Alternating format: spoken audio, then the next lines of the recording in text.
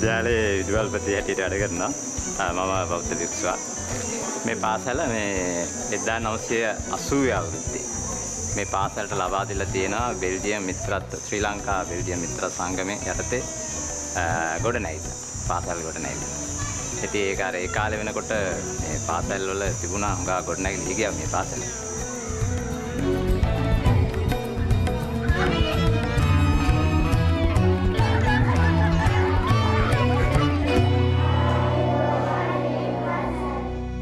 බෝඩ් එකේ ඇඳලා තියෙන්නේ මොකද්ද? සීගිරි. සීගිරි කියන්නේ මොකද්ද ඇත්තටම? සීගිරි කියන්නේ බිමක්ද? ග්‍රවුන්ඩ් එකක්ද? සීගිරි කියන්නේ ලොකු ගලක්. ඒ ගල උඩට නගින්න පුළුවන්ද?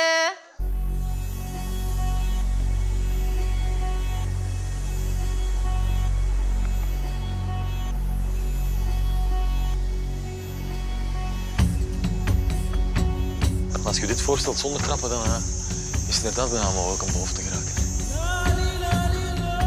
Nandere ahan ලෑස්තිද? දැන් ඊට පස්සේ තාත්තගෙන් පස්සේ සාමාන්‍යයෙන් රජකම හම්බ වෙන්නේ කාටද?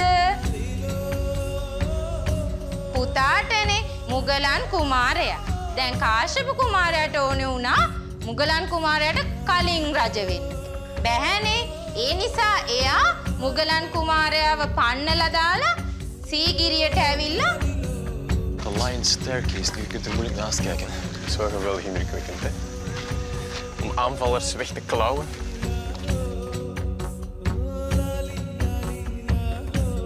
හැමෝගෙම ආරක්ෂා වෙන්න ඕනි කියලා හිතලා මොකද්ද හැදුවේ සීගිරිය ගල උඩ? බලකොටුවක්. Goed, hier mag het gaan zijn. Stel jij met nog zo'n 100 meter rots te gaan.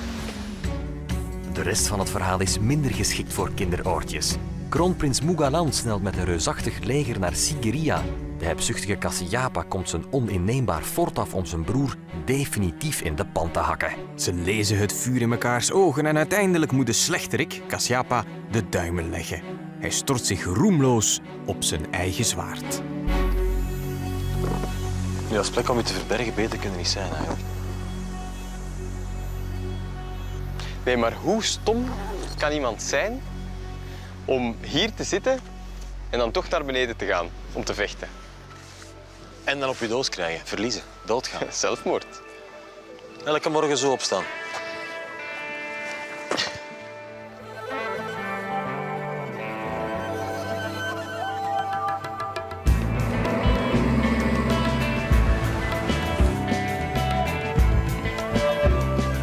We zijn vertrokken voor de laatste etappe van onze reis met het grootste boeddhistische feest ter wereld als eindbestemming.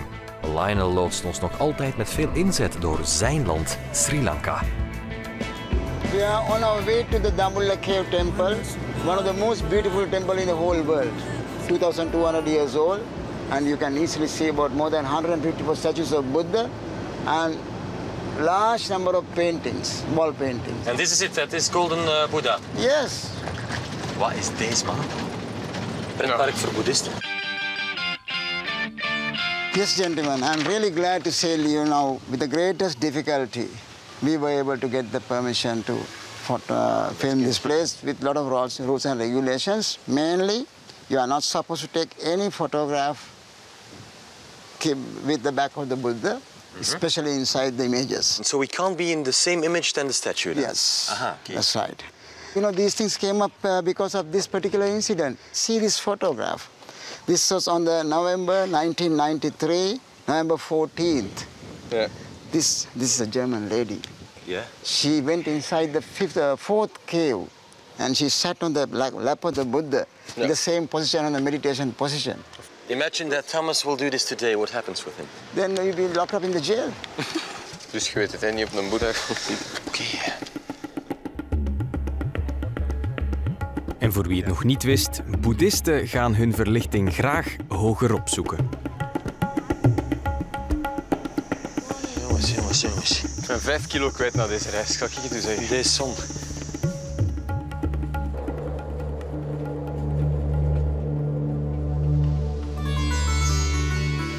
Aha, dat is al een beetje anders, hè, dit? We voelen ons klein en onbelangrijk als we deze indrukwekkende gewijde plek betreden. Binnen in de eeuwenoude grotten worden we aangestaard door prachtige Boeddha-beelden in de meest uiteenlopende houdingen. When you see the two hands are in this position, that means he's on meditation. When you see the right hand with the Making a circle. is his circle, it means he's teaching to the people. And when you see the right hand on this position, facing left, right hand facing left is a blessing.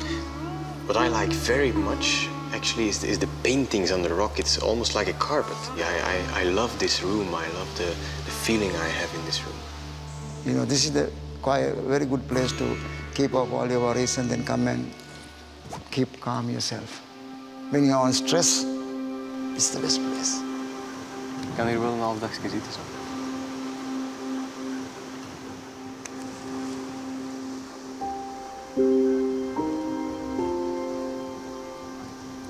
De zak uit American Beauty.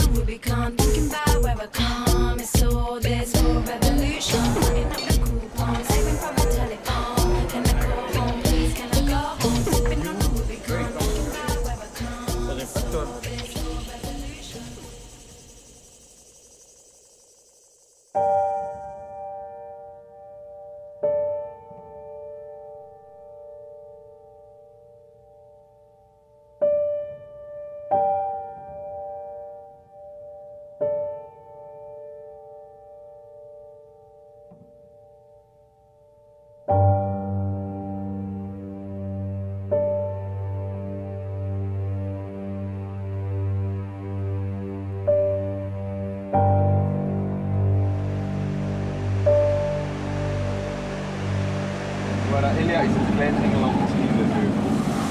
In 1846 bracht de Britse ontdekkingsreiziger Sir Samuel Baker, die bekend is door zijn ontdekking van de bronnen van de Nijl, hier enige tijd door om te herstellen van een malaria-aanval. En eigenlijk heeft hij dan blijkbaar beslist om gewoon een dorp te stichten en hier Europese groenten en fruit te verbouwen.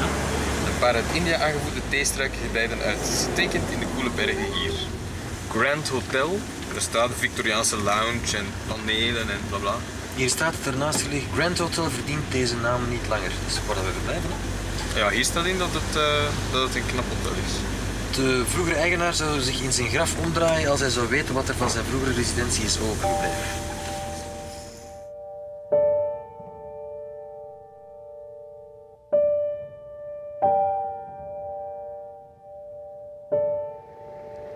Oké, en stop. Het is wel een mooi hotel. Het Grand Hotel is een teletijdmachine naar de Engelse koloniale periode. Dat is al een poos geleden, maar sommige mensen kunnen zich die tijd nog levendig herinneren. I was born when one era was closing, the era of the British Raj, and the era of independence was starting, because I was born in 1948. When I grew up, there was a lot of the vestiges of, colonialism, and definitely I was brought up that way. And this hotel where we are was very much part of my upbringing. We came up here to the dentist. That's where the proper dentist was. In the hotel? In the hotel. We went upstairs, and I remember these beautiful stairways. It was a big deal for me as a child. Thomas geniet verder van zijn theekransje. Ik ga voor wat inhoud en informeer mij over de wortels van de hier zo belangrijke theeplant in een van de theefabrieken langs de kant van de weg, die eruit ziet alsof ze ook op schaalmodel verkrijgbaar is. What I'm really wondering, did the British people introduce tea into Sri Lanka, or did they discover tea in Sri Lanka? They introduced to tea Sri Lanka, that is 1867. So before that, we have coffee cultivation. And why did they choose this location? Because they're very suitable for tea cultivation in Sri Lanka's climatical condition. We divided 3 categories according to the elevation. So low ground is 600 meters above the sea level, and middle ground is 600 to 1,200 meters above the sea level. High ground is goes to 1,200 meters and above. So according to this climatical condition and the altitude, it gives the more flavor and more taste. De Engelsen vestigden zich in Nuwara Eliya omdat ze het heerlijk vonden dat het ook hier vaak regent. De regen is er nog altijd, maar voor de rest is er wel veel veranderd. Here at the roundabout was a policeman or little English Bobby with the white gloves and was directing the traffic. What of the traffic there was, I don't know. Yeah. But certainly it's very different. It seems unimaginable.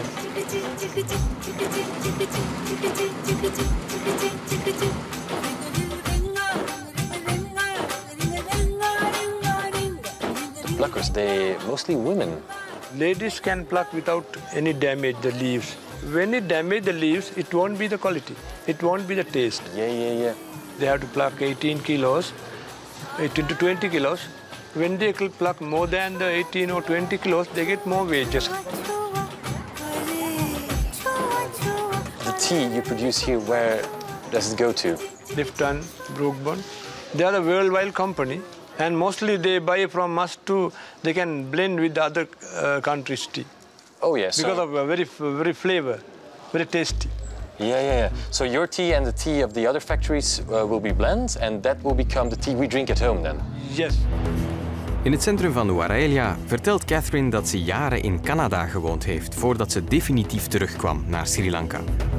So it must really have been a shock for you after all those years to come back to Nuwara Eliya. Well, it was. You know, I remember it as this quaint little perfect toy town. And then I came back and it seemed just full of construction and quite dirty, and there had been some riots and the main street had burned down at one time. Nuwara is niet zo groot, je bent er dus snel doorheen. En het is nu niet dat we echt onder de indruk zijn van de oogverblindende schoonheid van deze stad. And the rain is getting worse. Keetjes, het is goed.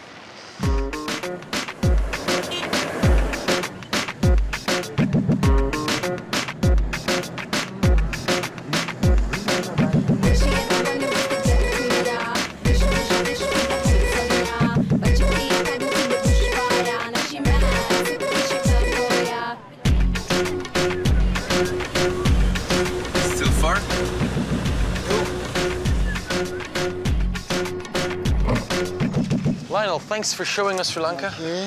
Thank you. Thank you. I hope you have enjoyed so much, huh? Bye, Dad. Thanks. Thank you very much. And at the same time, I hope that you'll have success in Kandi Perahara. It's okay. Huh? Thank you so much. Bye. Thanks, eh? Bye.